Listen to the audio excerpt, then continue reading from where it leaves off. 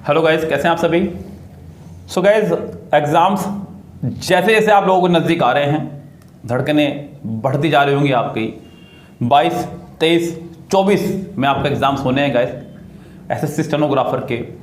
और ये special video आप लोगों के लिए, आपके एग्ज़ाम के लिए ही लेकर के आया हूँ। खासकर इस वीडियो में मैं आपको PQRS किरण की न्यू बुक से करवाने वाला हूँ। बिल्कुल न्यू बुक से, जो लेटेस्ट बुक आपके पास होगी या फिर आपके पास नहीं भी है, जिस किसी को इसका PDF चाहिए सिर्फ PQRS का, नोट पूरी बुक का, वो मैं आपको प्रोवाइड करा ही दूंगा। वो तो खैर वीडियो के बाद में।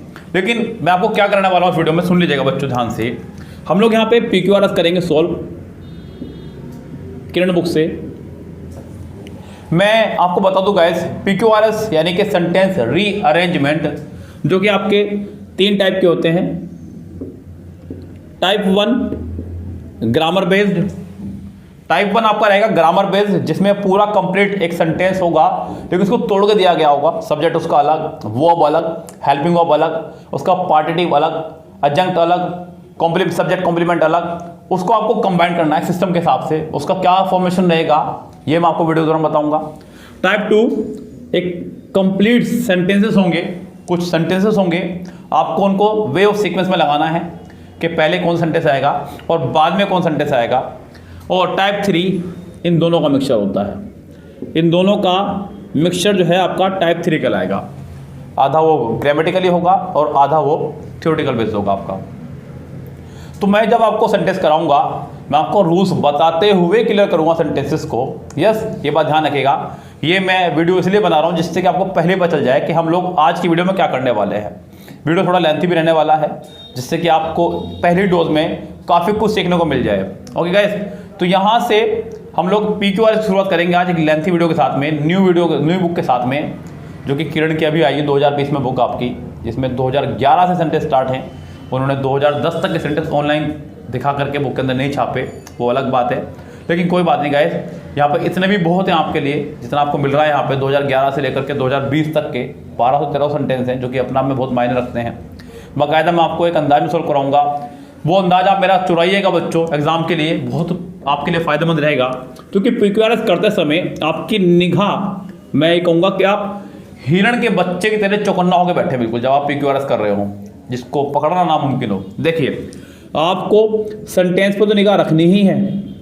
सेंटेंस में क्या कह रहा है, आपको ऑप्शन पे भी निगाह रखनी है कि ऑप्शन क्या क्या है आपके। हो सकता है कि ऑप्शन में सब में पी पी पी पी ही हो, तो आपको ये क्लियर हो जाएगा कि सभी सेंटेंस जो है हमारे पी से स्टार्ट हो रहे हैं, तो पहला सेंटेंस पी ही है। या फिर हो सकता है कि सभी सेंटेंसेस का ऑप्शन पहला अलग ही हो, किसी का पहला ऑप्शन एस हो, किसी का पहला ऑप्शन क्यू हो, किसी का पहला ऑप्शन आर हो, किसी का पहला ऑप्शन पी हो। तब भी आप समझ जाना कि अगर आपने पहला सेंटेंस ढूंढ लिया खाली, तो आपका काम हो गया बस, फिर दूसरा सेंटेंस नहीं ढूंढना है आपको।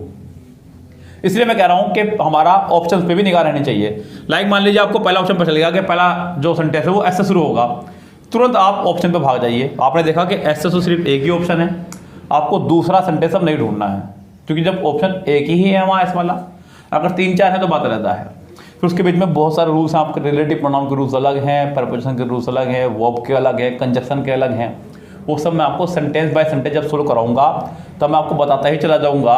यस गाइस, तो बस अब इस वीडियो को पूरा देखना है। जो चैनल पर आज पहली बार आए हैं वो फटाफट से चैनल को कर दीजिए सब्सक्राइब, और साइड में बेल आइकन दिख रहा होगा, उसको भी बेल आइकन को प्रेस कर दीजिएगा, जिससे कि आपको एग्जाम से पहले आने वाली हमारी सारी वीडियोस टाइम पर मिलती रहें।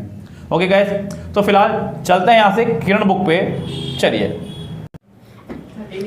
हेलो गाइस, कैसे हैं आप सभी। सो गाइस, जैसा कि आपको पता है कि एग्ज़ाम आ गया है नज़दीक, और PQRS की बहुत समय से डिमांड आप लोग कर रहे थे कि सर PQRS का वीडियो अपलोड कर दीजिए। तो ये आज PQRS का स्पेशल वीडियो आप लोगों के लिए, खास आपकी डिमांड पर। मैंने अभी आपको सुबह एक वीडियो में बताया कि क्या रूल्स रहेंगे क्या नहीं। यहाँ मैं उन्हीं नियमों का पालन करते हुए आपके लिए ये वीडियो बना रहा हूँ। ये जो पहले क्वेश्चन है, इत्तेफाक की बात देखिए बच्चों, 1 से 5 तक के SSC स्टेनोग्राफर में ही आए हुए हैं। यस, ये आपका SSC स्टेनोग्राफर 2011 का एग्जाम पेपर में आए हुए क्वेश्चंस हैं। इनको देखते हैं। पहला ही क्वेश्चन जो है आपका टाइप 2 पर आधारित है, कहानी नुमा है। कह रहा है कि बच्चों मेरे साथ चलते रहेगा, साथ साथ नियम से चलेंगे बिल्कुल। कह रहा है कि once there was a king, एक बार एक राजा था, एक बार एक राजा था, PQRS। जैसा कि मैंने आपको सुबह बताया वीडियो में, आप सबसे पहले ऑप्शंस पे भी निगाह रखें अपनी। यस, आपको दिख ही रहे होंगे ऑप्शन, मुझे क्या लिखना है बार बार। पहला ऑप्शन हमारा एस से स्टार्ट हो रहा है, दूसरा आर से, तीसरा क्यू से और चौथा भी क्यू से, यानी कि सेंटेंस का पी से स्टार्ट नहीं हो सकता। ये कंफर्म है।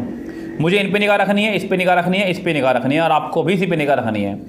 कह रहा है कि एक बार एक राजा था, पी को मुझे पढ़ना ही नहीं है क्योंकि चलूँगा लेकर के।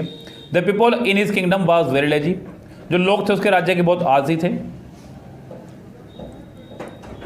The king wanted to teach them a lesson, राजा उनको एक पाठ सिखाना चाहता था। यस, उन्हें शिक्षा देना चाहता था। One night he had arrange a big stone in the middle of the road, एक रात उसने एक बहुत बड़ा पत्थर रोड पर रख दिया। बिल्कुल, मुझे ऐसा लग रहा है कि सेंटेंस अपने आप में इस सीक्वेंस में चल रहा है, कोई जरूरत नहीं है यहाँ पे। अगर मैं स्पी को हटा दूँ यहाँ से तो पूरा सेंटेंस सीक्वेंस में चल रहा है। क्यू के बाद आर, आर के बाद एस, उसके बाद पी आपका आएगा, यानी कि सेंटेंस का स्ट्रक्चर हो गया आपका क्यू के बाद आर के बाद एस, जो कि मुझे दिखाई दे रहा है ऑप्शन नंबर 3 में। किसमें दिखाई दे रहा है? ऑप्शन नंबर 3 में। तो इस सेंटेंस का आंसर आपको हो जाएगा 3rd करेक्ट। क्या आंसर हो जाएगा? अगले चलते सेंटेंस पे, क्या कह रहा है अगला सेंटेंस? सेंटेंस नंबर 2 देखिए गाइस क्या कह रहा है। कह रहा है कि the camel has tough leathery lips, camel के जो हैं टफ लेदरी लिप्स होते हैं, यानी कि उसके जो होठ जो है बड़े टफ होते हैं, ये कहना चाह रहा है। कुल मिला के बात ये है। उसके बाद में उसने ऑप्शन दे दिया आपको PQRS और आपके सामने ऑप्शन भी हैं। पहला आंसर जो स्टार्ट हो रहा है एस से या फिर आर से, यानी कि ये सेंटेंस या तो एस से स्टार्ट होगा या फिर आर से। आपको इन दो ऑप्शन को देखना ही नहीं है फिलहाल, या तो आपको सेंटेंस का आंसर ढूंढना है एस से या ढूंढना है सेंटेंस का आंसर आपको आर से। देखते हैं।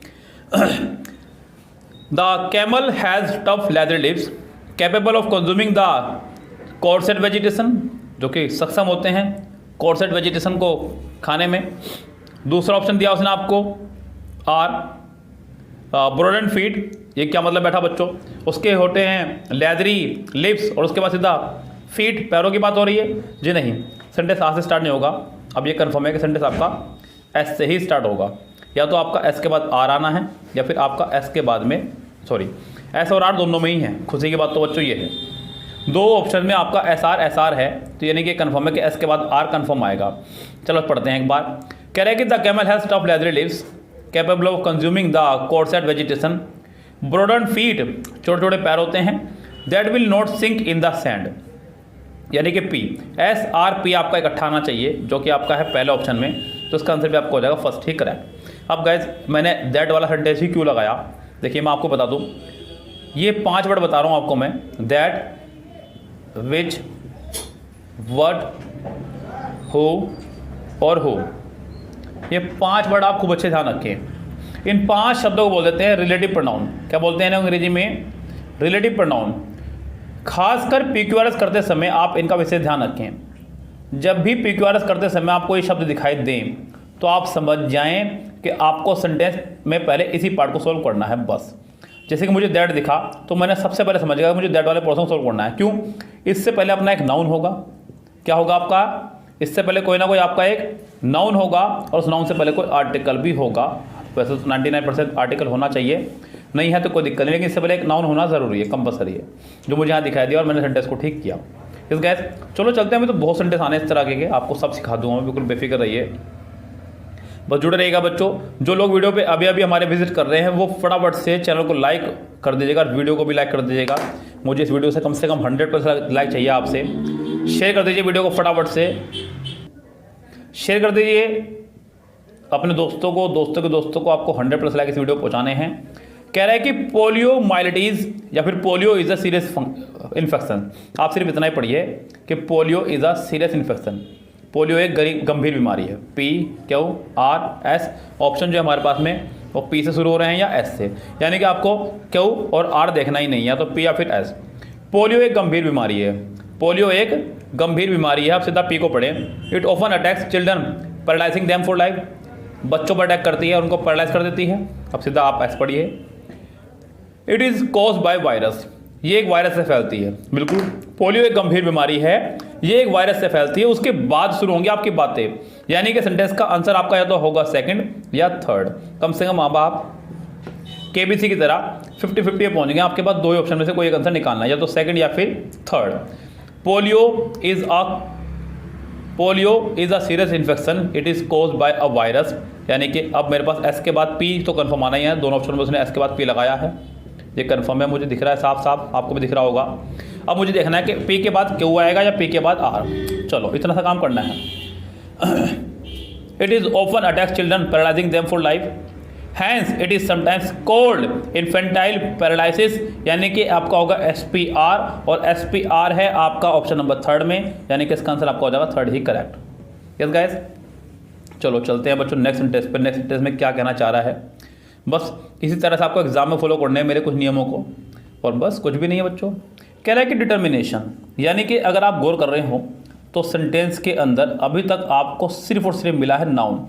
मैंने आपको कई बार बताया है, जब भी किसी वर्ड के आखिरी में आ जाए आपका TION, क्या आ जाए TION, समझ जाइए वो नाउन है। क्या है यार, नाउन है। और मैं आपको एक बात पिछली कई वीडियो में चीख के बता चुका हूँ कि दुनिया का कोई भी सेंटेंस बिना वर्ब के बन ही नहीं सकता। आज तक ऐसा कोई सेंटेंस पैदा ही नहीं हुआ जो बिना वर्ब के बन जाए। यानी कि इस सेंटेंस की वर्ब कहाँ है, आपको वो ढूंढनी है। PQRS आपके पास ऑप्शन 4 हैं। सेंटेंस भी अगर आप देखेंगे तो R से शुरू हो रहा है, P से शुरू हो रहा है, S से शुरू हो रहा है, R से शुरू हो रहा है, यानी कि Q से शुरू नहीं हो रहा है, कंफर्म है। या तो आपका R आएगा, P आएगा, S आएगा, इनमें से कोई एक सेंटेंस आपको आना है, PRS। चलो देखते हैं क्या कहना चाह रहा है यहाँ पे वो। Determination in the blood is a potential diagnostic tool of ferritin level for the evolution of iron deficiency, anaemia and iron toxicity. चलिए सेंटेंस का जो पहला ऑप्शन हो जाएगा वो आपको स्टार्ट हो जाएगा R से।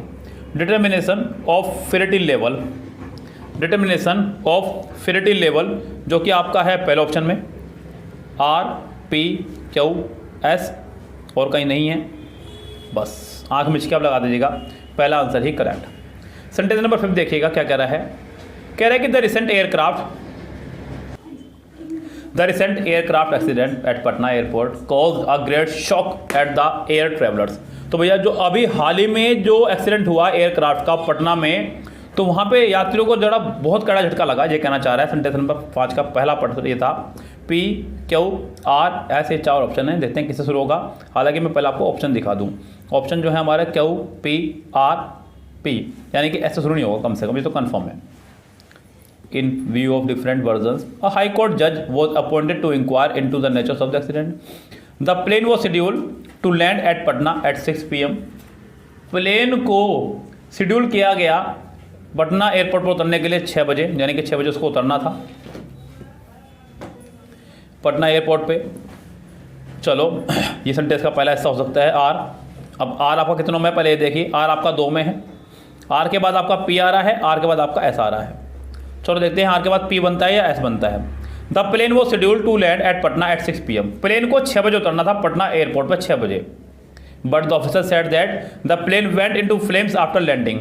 लेकिन ऑफिशियल यानी कि अधिकारियों ने कहा कि प्लेन में आग लगी लैंडिंग के बाद में।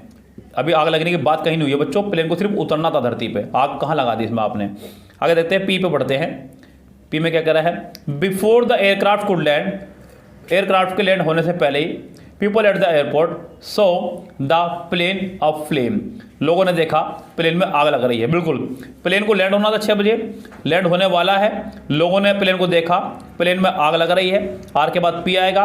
और बच्चों उसके बाद ऑफिशियल कह रहे हैं कि प्लेन में आग लगी थी उसके बाद में, यानी कि R के बाद P आएगा, और R के बाद सिर्फ आपका P एक ही ऑप्शन में है, वो है आपका ऑप्शन नंबर 2, और इसका आंसर भी आपका हो जाएगा आंसर ही 2 ही। सो गाइज इस वीडियो में हम लोग बात करेंगे सेंटेंस नंबर 6 से 10 तक की, जो कि आपका आया हुआ है SSC स्टेनोग्राफर ग्रेड C और D में 2011 एग्जाम में। क्वेश्चंस को किस तरह में बनाना है आपने मेरे वीडियोस में देखा है, जिस तरह की मैं तरीका बता चुका हूँ आपको पहले भी, अभी भी आपने देखे हैं पिछले 5 सेंटेंसेस में ये तरीका।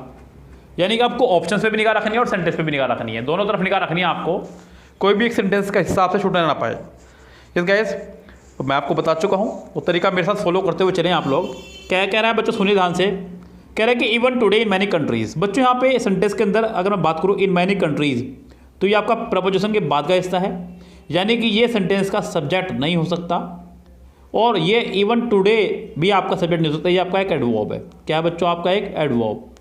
तो यानी कि इस सेंटेंस में अभी आपको जो सबसे पहला काम करना है वो करना है ये कि आपको यहाँ सब्जेक्ट ढूंढना है। क्या ढूंढना है आपको यहाँ पे? सब्जेक्ट। गाइस देखिए निगाह पूरी मेरे साथ में, जब आप क्वेश्चन PQRS कर रहे हैं तो सीधा पूरी निगाह सिर्फ वीडियो पर रखें। मैं आपको यहाँ पे PQRS कराने नहीं आया हूँ, सिखाने आया हूँ।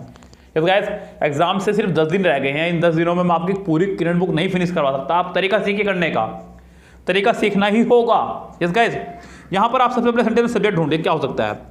अब P यानी कि नेग्लेक्टेड सेकंड फॉर्म है, या फिर आप एडजेक्टिव समझ सकते हैं, ये आपका सेंटेंस का सब्जेक्ट नहीं हो सकता। हु से डायरेक्ट सेंटेंस शुरू हो कोई दिक्कत नहीं है, लेकिन क्वेश्चन मार्क्स किसी से पार्ट में नहीं है, इसका मतलब ये भी पहला हिस्सा नहीं हो सकता। उसका मतलब फ्यूअर कंपैरेटिव डिग्री से सेंटेंस शुरू नहीं हो सकता। आपके पास सिर्फ एक ही बचता ऑप्शन, वो है क्यों। क्यों में आपका एक सब्जेक्ट है जो कि है वुमा।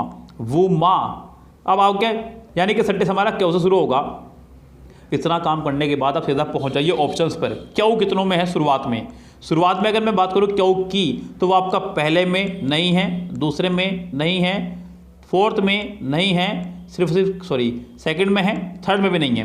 तो क्यों सिर्फ एक में ही है और वही आपका आंसर होगा। इसी तरह से आपका एग्जाम में भी करके आना है, एक भी पॉइंट आपका छुटने ना पाए। सेंटेंस नंबर 7 में चले, मेरे साथ में क्या कह रहा है फिर भाई, यहाँ सुनिएगा मेरी बात। कह रहा है कि स्पेस टेक्नोलॉजी, यानी कि सेंटेंस में सिर्फ और सिर्फ अभी तक आया है सब्जेक्ट। क्या है आपका सेंटेंस में? सिर्फ और सिर्फ सब्जेक्ट। वर्ब आपकी अभी तक सेंटेंस में यहाँ आई ही नहीं है। गाइस अब आपको ढूंढनी है यहाँ पे वर्ब। क्या ढूंढनी है आपको? वर्ब। Space technology. अब यहाँ पे वर्ब कितने पार्ट में है? वर्ब आपकी ये रही, क्योंकि यहाँ पे P में नहीं है, Q में नहीं है, R में नहीं है, सिर्फ और सिर्फ S में है। Has created. स्पेस टेक्नोलॉजी ने क्रिएट किया है, यानी कि पहले सेंटेंस के बाद S आएगा, यानी कि सेंटेंस शुरुआत S से होगी। S आपका 3 में है, ये तो तगड़ा मरण है बच्चों। अब आपका S के बाद P या फिर S के बाद R, इन दो को देखिए। Space technology has created a socio economic revolution, या फिर space technology has created even revolutionise. ये बिल्कुल नहीं बच्चों, स्पेस टेक्नोलॉजी ने क्रिएट किया है एक social economic revolution. So guys S के बाद पी आना है, ये कंफर्म है। अब हम लोग 50 पे पहुंच चुके हैं, या तो थर्ड या फिर fourth. Space technology has created a socio economic revolution, जो कि आपका एक नाउन है। आपको यहाँ पर रिलेटिव प्रोनाउन भी दिखाई दे रहा है दैट, पर मैंने आपको कहा है जब भी सेंटेंस में रिलेटिव प्रोनाउन आएगा तो आप उस पार्ट को भी देखते हुए चलेंगे। उससे पहले कोई नाउन होना चाहिए, क्योंकि वो वर्ब जो उसके बाद आ रही है वो उसी के लिए है। तो यहाँ पे पी के बाद क्यों आएगा, यानी कि सेंटेंस का आंसर हो जाएगा SP क्यों, थर्ड करेक्ट। क्या आंसर हो जाएगा इसका? Third correct. कोई भी सेंटेंस अगर आपको समझ में ना आए तो आप मुझसे पूछ सकते हैं पर्सनली भी। मेरा व्हाट्सअप नंबर अब लगभग सभी स्टूडेंट्स के पास पहुँच चुका है। शायद ही यूट्यूब पर कोई ऐसा टीचर होगा जिसने पर्सनली अपना नंबर दिया है कॉन्टैक्ट करने के लिए और कॉल करने के लिए। यस सो गाइज, आपको इसलिए इतना सपोर्ट कर रहा हूँ कि आप लोग सिलेक्शन ले सके गाइज। यस मुझे सपोर्ट आप बाद में कीजिएगा, कोई दिक्कत नहीं। आप चैनल को मत सब्सक्राइब कीजिए, मत लाइक कीजिए वीडियो को, कोई दिक्कत नहीं। फिलहाल आप इस साल सिलेक्शन ले लो, अगले साल आपका खुद मन करेगा चैनल सब्सक्राइब करने का, आप 4 को और बताएंगे, ये भी मैं गारंटी दे रहा हूँ। फिलहाल आप मेरे साथ में सिलेक्शन ले लीजिए इस साल, बस सारी बात यहाँ खत्म होती है बच्चों। सेंटेंस नंबर 8 पे चलते हैं। 8 में क्या कह रहा है? कह रहा है कि a minor element can be. मेरे नियमों से चलते रहो और आगे बढ़ते रहो, कुछ नहीं करना बच्चों। देखो बच्चों, आपको दिखना है यहाँ पे बी। अब मैं आपको बता चुका हूँ बी की फैमिली के लिए 2 बातें हमेशा बताया हो मैंने। बी की फैमिली के साथ में या तो आपके आएगी ING फॉर्म या फिर थर्ड फॉर्म। मेरी ये बात ध्यान रखना, बी की फैमिली के साथ में या तो आपके आएगी ING फॉर्म या थर्ड फॉर्म। सेंटेंस स्टार्ट हुआ है नॉन लिविंग थिंग से, अ माइनर एलिमेंट। तो गाइज यहाँ पर आपका पी के फैमिली के साथ अब थर्ड फॉर्म का ही आना अनिवार्य है। वो थर्ड फॉर्म ढूंढ लो किस पार्ट में है, आपको दिख गई, समझो काम हो गया। पहले पार्ट में to the doctor but if neglected, जी नहीं। सीरियस ट्रबल रिक्वायरिंग, जी नहीं। इजिली क्योर्ड दिख रहा है मुझे यहाँ पे थर्ड फॉर्म क्योर्ड। तो गाइस यहाँ पे क्योर्ड आपकी थर्ड फॉर्म है, यानी कि ये बात कंफर्म है कि पहले सेंटेंस के बाद आपका R आना चाहिए। अब R से कितने सेंटेंस शुरू हो रहे हैं? R से सिर्फ एक ही सेंटेंस शुरू हो रहा है बच्चों, बस अपना काम बनता, बस आगे की लाइन तो आप जानते ही हैं। यानी कि सेंटेंस का आंसर आपका हो जाएगा फोर्थ करेक्ट। यस गाइस, समझ में आ रही है बात? तो खूब अच्छी बात है, आगे बढ़ते हैं। कह रहा है कि कमर्शियल एनर्जी, ध्यान थे, कमर्शियल एनर्जी इंक्रीजिंग ट्रेंड, यानी कि सेंटेंस में सिर्फ और सिर्फ सब्जेक्ट आया है, ध्यान देना, वर्ब नहीं आएंगे अभी तक, आपको वर्ब भी ढूंढनी है। Increasing trend shows and consumption and poses the major challenge for the future. Commercial energy consumption. देखिए एनर्जी जो है कंज्यूम होती है, ये कन्फर्म है कि इसके बाद आर आना है। क्या आना है आपका? आर आपका सिर्फ एक में ही है, बात ही खत्म सारी। सेंटेंस आपका आर से बनेगा, तब उसके बाद वर्ब आएगी क्यों, आर के बाद क्यों आएगा। ये लीजिए, बहुत इजी सा है, कुछ भी नहीं है बच्चों। कोई दिक्कत है तो आप तुरंत मुझसे पूछिए, कोई टेंशन वाली बात नहीं है। आगे देखिए सेंटेंस नंबर 9 कह रहा है कि माय फ्रेंड सजेस्टेड। अभी तक सेंटेंस में क्या आया है? सब्जेक्ट और वर्ब, सब्जेक्ट और वर्ब। मेरे फ्रेंड ने मुझे सजेस्ट किया है। क्या किया है सजेस्ट में? तो बच्चों यहाँ पर उस बात को आगे बढ़ाएंगे। My friend suggested, my friend suggested my future plans to succeed very in advance that I must talk out. So guys यहाँ पे ये सेंटेंस तो कंफर्म आपको पता ही है कि पूरा सेंटेंस है, सेंटेंस नाम में कंप्लीट है, क्योंकि सेंटेंस में दो ही तो चीज़ मेन है, सब्जेक्ट और वर्ब, वो दोनों यहाँ पर हैं। जब सेंटेंस में आपका पूरा कंप्लीट फॉर्मेशन है, सब्जेक्ट भी है, अपना एक वर्ब भी है, तो गाइस आपको क्या करना है? अब या तो एक नया सेंटेंस ढूंढिए, क्या ढूंढिए यहाँ पे? आप एक नया सेंटेंस ढूंढिए या फिर ऑब्जेक्ट ढूंढिए। माय फ्रेंड सजेस्टेड, सेंटेंस में आपको दैट दिखाई दे रहा है, दैट यहाँ पे एज ए कंजक्शन काम कर रहा है। कैसे पता चला मुझे? क्योंकि दैट के बाद अपना एक सब्जेक्ट है, दैट के बाद अपनी एक वर्ब है, दैट के बाद अपनी एक मेन वर्ब भी है। सो गाइज यानी कि ये कन्फर्म है कि पहले सेंटेंस के बाद आपका ऐसा आएगा, my friend suggested that I must chalk out. Sentence ऐसे शुरू होगा, ऐसा आपका 3 में है, इतना हल्का भी काम नहीं है अभी आपका ये। I must chalk out my future plan, S के बाद पी और हो गया काम अपना। इस गाइस देखिए जो नेक्स्ट सेंटेंस है वो है आपके 11 से 15 और बहुत सौभाग्य की बात है बच्चों, क्योंकि ये सेंटेंस आपके हैं SSC FCI multi assistant grade 3rd में आए हुए मुख्य परीक्षा में 2013 में। शुरुआत के 2 सेट जो थे वो आपको एसएससी स्टेनो से ही थे, जो आप एग्ज़ाम देने अब जा रहे हैं इस बच्चों। तो मुझे उम्मीद है कि आप लोगों का एग्ज़ाम अच्छा ही जाएगा, क्योंकि मैं बहुत मेहनत के साथ आपके साथ तैयारी करवा रहा हूँ। अगर मैं सेंटेंस की बात करता हूँ 11 सेंटेंस की, तो गैस यहाँ पर बात देखिए ज़रा ध्यान से, थोड़ा छोटा कर दूँ जिससे कि आपको पूरा सेंटेंस दिखे विद ऑप्शन। कह रहा है कि with a little casually. So guys मैंने हमेशा से आपको एक बात कही है, सेंटेंस में आप सबसे पहले सब्जेक्ट ढूंढिए। क्या ढूंढिए? सब्जेक्ट। लेकिन इस सेंटेंस की अगर मैं बात करूं तो सेंटेंस स्टार्ट हुआ हमारा विद से, जो कि एक प्रपोजिशन है। और मैं आपको ये ट्रिक्स हमेशा देता रहता हूं कि प्रपोजिशन के बाद वाले पार्ट को हम सेंटेंस में कुछ नहीं मानते हैं, तो ये सब्जेक्ट का हिस्सा तो हो ही नहीं सकता। सेंटेंस में इसकी वैल्यू सब्जेक्ट जितनी नहीं है, तो यानी कि सेंटेंस का सब्जेक्ट नहीं है। आपको अब वो सेंटेंस ढूंढना है जिसके पास अपना सब्जेक्ट भी हो, जिसके पास अपना सब्जेक्ट भी हो, वो ढूंढिए। अब पहले वाले पार्ट में आपका वोज आ गया है, ये तो हेल्पिंग वर्ब हुई। दूसरे यानी कि क्यू में आपका बीनीथ है, जो कि प्रपोजिशन है, ये भी बाहर है इससे। तीसरे वाले में आपका द फ्रेंडली लेपर्ड, जो कि हो सकता है क्योंकि एस वाले पार्ट में फिर से प्रपोजिशन है, ये भी रेस से बाहर है, यानी कि कंफर्म है कि सेंटेंस आर से स्टार्ट होगा। आर आपका 2 में है, आप 50% पे पहुंच चुके हैं।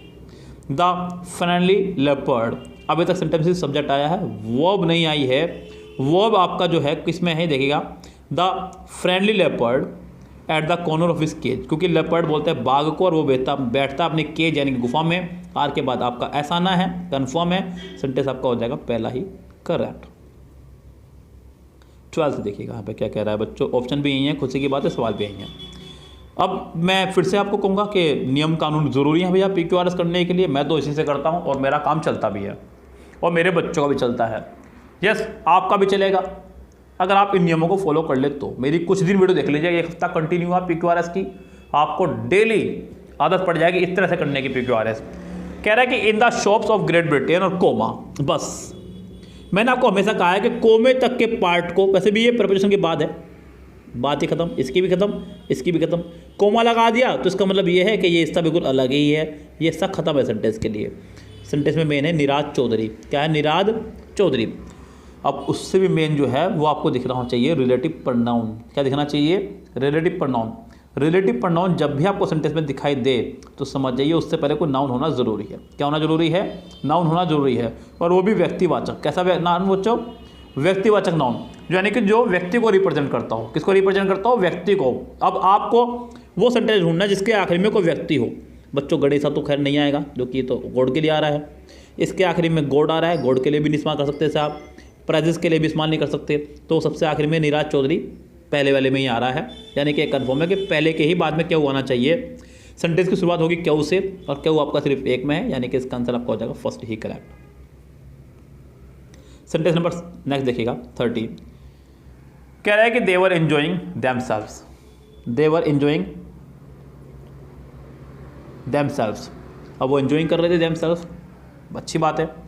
From the horrors of poisonous arrow and the lurking phantoms, completely distracted enormously, they were enjoying themselves enormously. तो भैया वो मतलब पूरा एंजॉय कर रहे थे अपना दिल से, इसको बोल दें. तो गाइस ये कंफर्म है कि सेंटेंस ऐसे स्टार्ट होगा. ऐसा आपका सिर्फ एक में ही है, बात ही खत्म. इसका आंसर सेकंड है. सेंटेंस नंबर 14 कह रहा है कि मॉडर्न इंडस्ट्रियलाइज कम्युनिटीज़, अगर एक गौर करो आपको यहाँ पे वर्ब नहीं दिखेगी, यहाँ पे अभी तक भी वर्ब नहीं आई है. आपको इसके लिए ढूंढनी होगी वर्ब भी. क्या ढूंढनी होगी आपको? वर्ब. वर्ब कितनों में है आप उसे ढूंढिए भाई, क्योंकि यहाँ पे दुनिया का कोई सेंटेंस ऐसा नहीं है जो बिना वर्ब के बन जाए. तो बच्चों तो आपको यहाँ वर्ब ढूंढनी है. वर्ब की अगर मैं बात करूँ तो वो क्या हो गया पास है, क्या उसे सेंटेंस 3 शुरू हैं. तो ये तो भैया लफड़ा हो गया है, लेकिन कोई बात नहीं, कम से कम एक तो रेस से बाहर हुआ. चलो जी, ये वाला रेस में शामिल नहीं है. Modern industrialise communities have lost touch with soil and, बच्चों सेंटेंस एंड दिखाई दे रहा है आपको.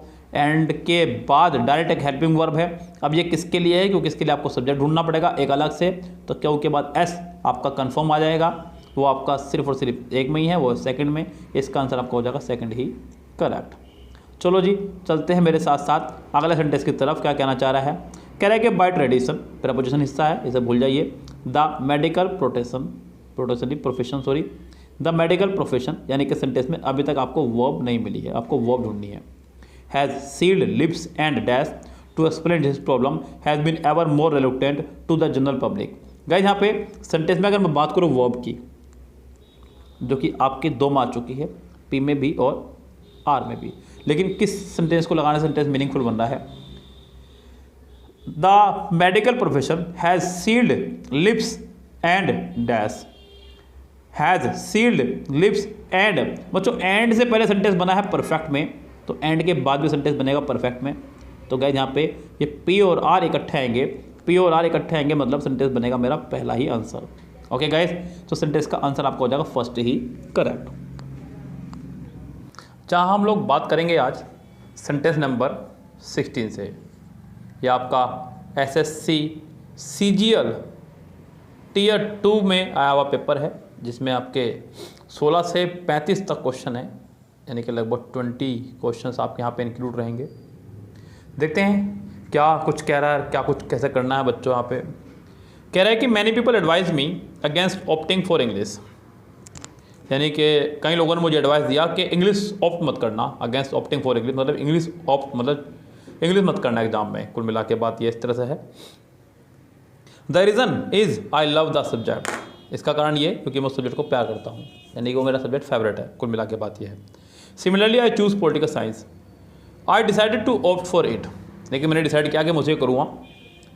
द रीज़न कारण इसलिए क्योंकि मेरा ही फेवरेट सब्जेक्ट है. आई लव दिस सब्जेक्ट से मतलब मेरा ही फेवरेट सब्जेक्ट है. लाइक कोई मुझे कहे कि ऐसा मेरे साथ हुआ था बच्चों. एक बार IBPS ग्रामीण बैंक का एग्ज़ाम था, जब मैं एक बार देने गया, सो मेरे को एक स्टूडेंट ने कहा कि सर, स्टूडेंट नहीं मेरे साथी ने कहा कि अगर आप इस बार, जैसे कि मैं पिछली बार इंग्लिश करके आया था, उसमें एग्जाम में क्वालिफाइंग पेपर था ओनली, तो मैं 31 पे क्वालिफाइंग कर गया था उसको आउट ऑफ 40. तो उसने कहा अगर आप हिंदी करके आते तो आपके साथ ज़्यादा मार्क्स आ सकते थे. उसके कहने पर मैंने हिंदी ऑप्ट किया सेकंड पेपर में. उसके बाद दोबारा जब कभी हुआ, सो मैं फेल ही हो गया बच्चों से एग्ज़ाम में. वहाँ तो मेरे आउट ऑफ 40 में से जो है 31 आ भी गए थे. हिंदी करने पर मैं फेल ही हो गया एग्ज़ाम के अंदर. तो गैस आपको जो पसंदीदा सब्जेक्ट है वो आपका पसंदीदा ही रहेगा. आप उसके किसी के कहने पर कभी चेंज नहीं कर सकते, और ना ही करना चाहिए. तो सेंटेंस आपका स्टार्ट होगा आर से. आर के बाद पी कन्फर्म है, और आर के बाद पी आपका 2 में आ रहा है, सेकंड में और थर्ड में. आर पी और आर पी. यस गाइस, अब उसके बाद देखना है कि आपका ऐसा आना है या क्यों.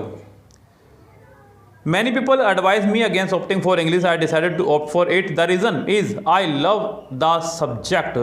Similarly I choose political science, ऐसा कहना चाह रहा है. और I find political science extremely interest. बिल्कुल. तो गाइस यहाँ पे क्यों ज़्यादा बेटर रहेगा, तो यानी कि इसका आंसर हो जाएगा थर्ड, यहाँ पर पूरी तरह से करेक्ट.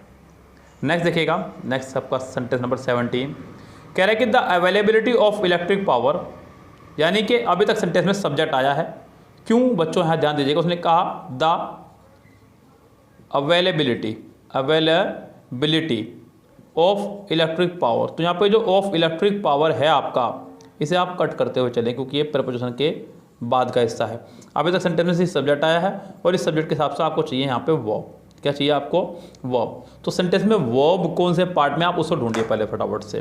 तो क्या यहाँ पे अगर मैं बात करूँ वर्ब की, तो यहाँ पी में वर्ब है, बिल्कुल सही बात है, पी में है वर्ब, वुड आ गया है आपका। क्यू में आपका टू आया है जो कि बाहर हो जाएगा, आर में भी टू आया है जो कि बाहर आ जाएगा, एस में आपका एंड आया है जो कि बाहर हो जाएगा, पी से सेंटेंस शुरू होगा और पी से सिर्फ एक ही सेंटेंस शुरू हो रहा है, वो है फर्स्ट। तो इसका आंसर आपका हो जाएगा फर्स्ट ही करेक्ट। इस गैस, क्योंकि सेंटेंस में स्टार्टिंग पी से इसी में हो रही है और किसी में हो ही नहीं रही है। Most of the diamonds found, जितने भी डायमंड्स जो हैं पाए जाते हैं कहाँ, ये वो आपसे पूछ रहा है। Are high enough to allow, found where the pressure and temperature, on the earth where formed below, were formed below, the earth crust in the upper mental.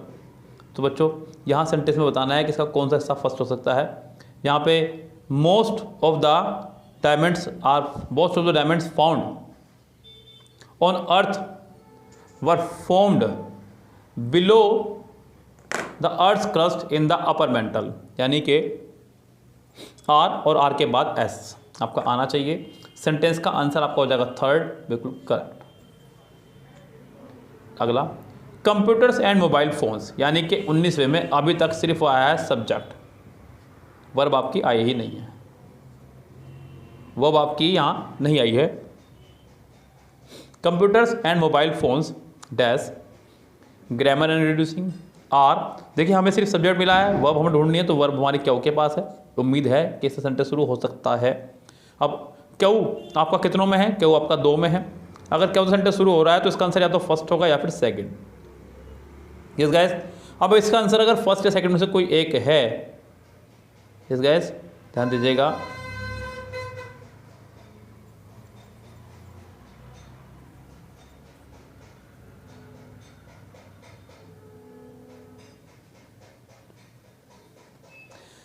अगर इसका आंसर फर्स्ट या सेकंड में से कोई एक है तो क्यू के बाद या तो आपका आर आ जाए या फिर क्यू के बाद एस आ जाए।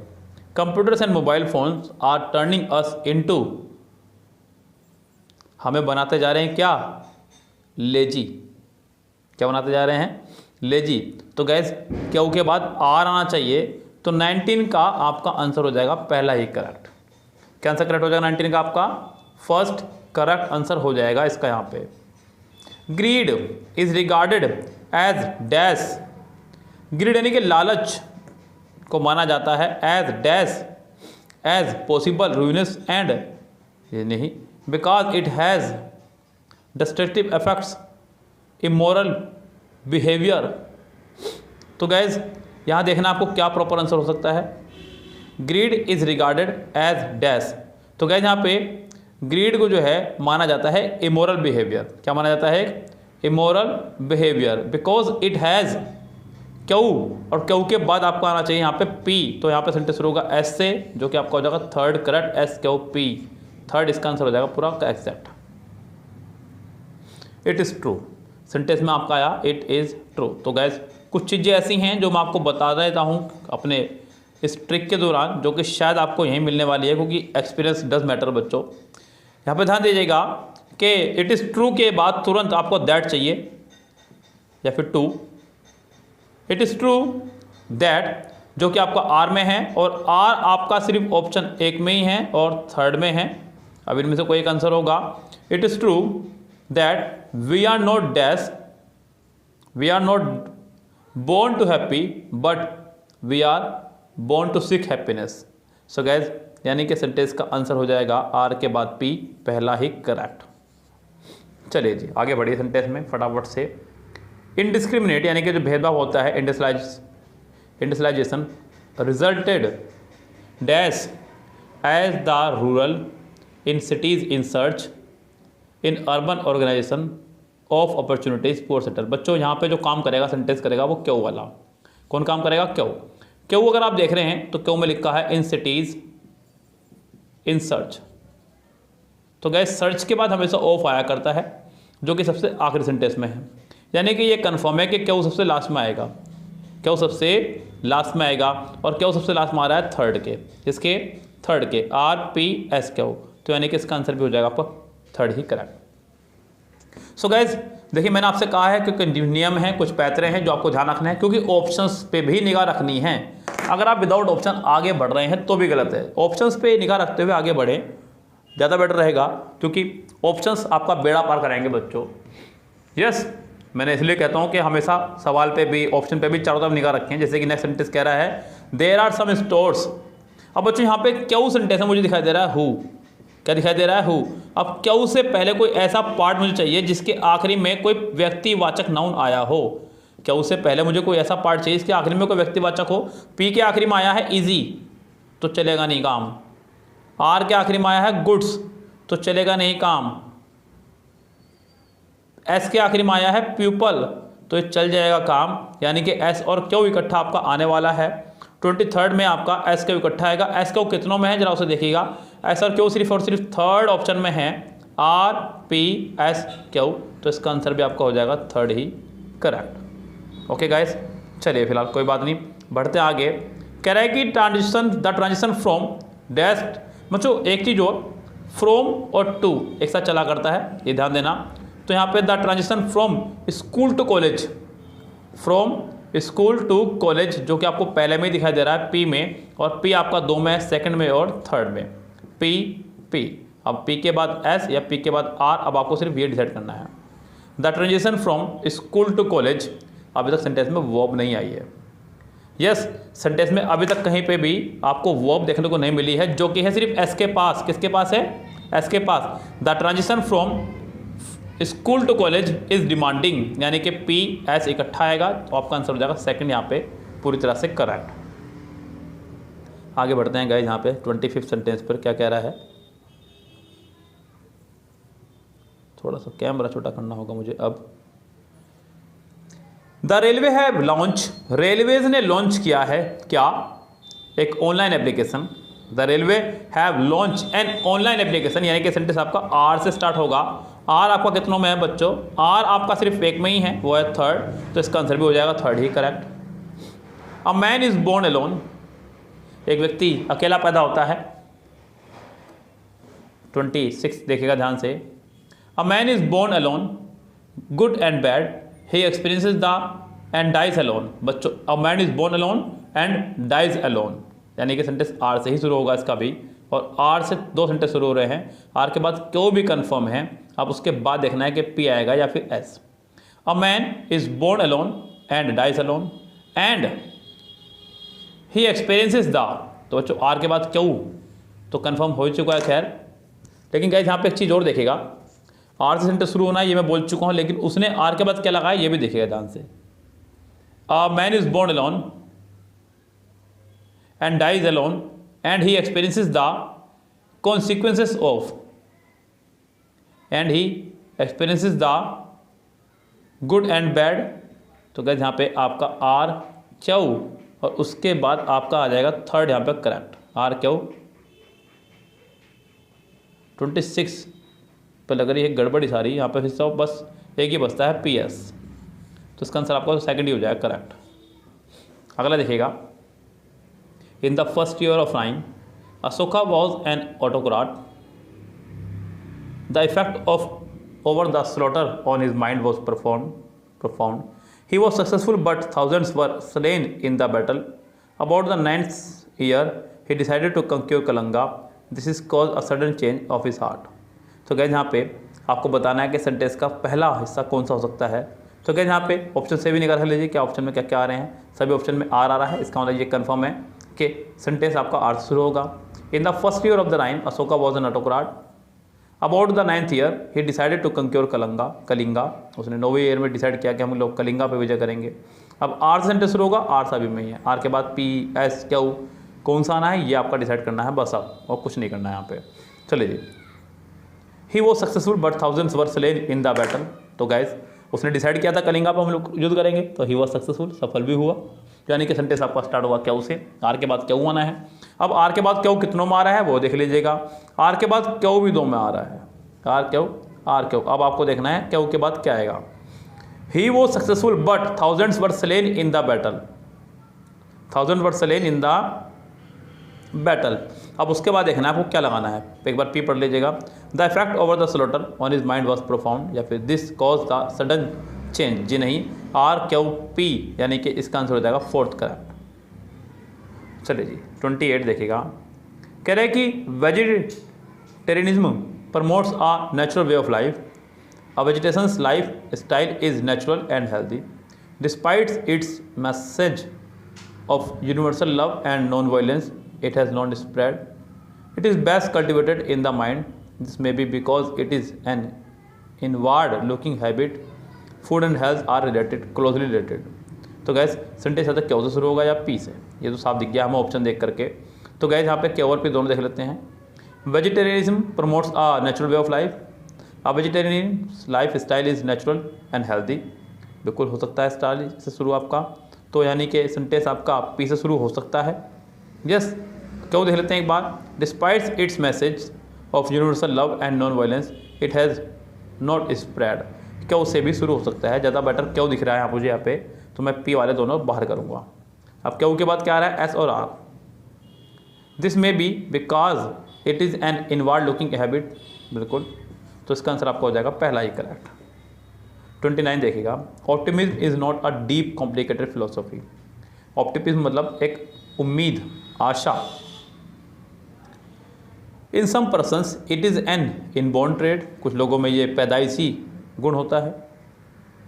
देखते हैं, in fact it is always taking a positive and bright view of life, it is more of a general attitude of life, they are tune, जो भी है यहाँ पे अब that way by nature and temperament. तो guys यहाँ पे बताना है हमें कि कौन सा हिस्सा इसका पहला हो सकता है। हालांकि ऑप्शंस हमारे सामने यहाँ है ही नहीं, ऑप्शंस भी आपको खुद ही देखने हैं, लेकिन पहले मैं इसको देख लूँ अगर, तो मुझे लग रहा है बच्चों यहाँ पे सेंटेंस जो मुझे लग रहा है शुरुआत होना चाहिए मेरे हिसाब से, वो it is more general and attitude of life. तो गाइस यहाँ पे आर से सेंटेंस शुरू होना चाहिए मेरी राय में। तो गाइस यहाँ पे देखते हैं आर कितनों में है, 30 सेंटेंस में चलते हैं सीधा अपने। अब ये रहा आर हमारा 2 में है, सॉरी 1 में ही है, तो गाइस इसका आंसर आपका हो जाएगा पहला ही करेक्ट। यस, तो चलते हैं सेंटेंस नंबर 30 पे, क्या कह रहा है। Over life is full of ups and downs, हमारी लाइफ जो है full of ups and down से भरी हुई है, यानी कि उतार चढ़ाव जिंदगी में बहुत हैं। They too had problems in their lives. When we face failures, we are often disheartened. जब हम लोग निराशा देखते हैं तो हम लोग निराश हो जाते हैं, सिंपल सी बात है बच्चों। They fought against all odds and achieved success. The lives of great men inspire us. 30 sentence का जो हिस्सा है वो स्टार्ट हुआ क्यों से, क्यों आपका सिर्फ 1 में ही है, इसका आंसर आपका हो जाएगा 4th पूरी तरह से करेक्ट। ओके गाइस, तो यहाँ आज की बात स्टॉप कर रहा हूँ, क्योंकि मैंने आपसे कहा है कि मैं आपको PQRS करने सिखा रहा हूँ। यस, आपको कैसे बनाना है ये सिखा रहा हूँ, सोल्व नहीं करवा रहा हूँ। एक तो ये होता है कि मैं सोल्व करवाता चला जाऊँ और आप पढ़ते चले जाएं मेरे साथ साथ, जी नहीं, आप मेरे साथ 100 सेंटेंस तक जब बढ़ जाएंगे तो आपको खुद लगेगा कि हाँ हमें PQRS करना आ गया है। ओके गाइस, तो बस इतनी सी ही बात है, ज़्यादा कुछ खास नहीं है मेरे पास कहने को आपके लिए। मैं तो कहूँगा बस जुड़ रहिए हमसे और करते रहिए मेहनत लगातार। फिलहाल चलते हैं, लेते हैं आपसे विदा। Goodbye, have a nice day.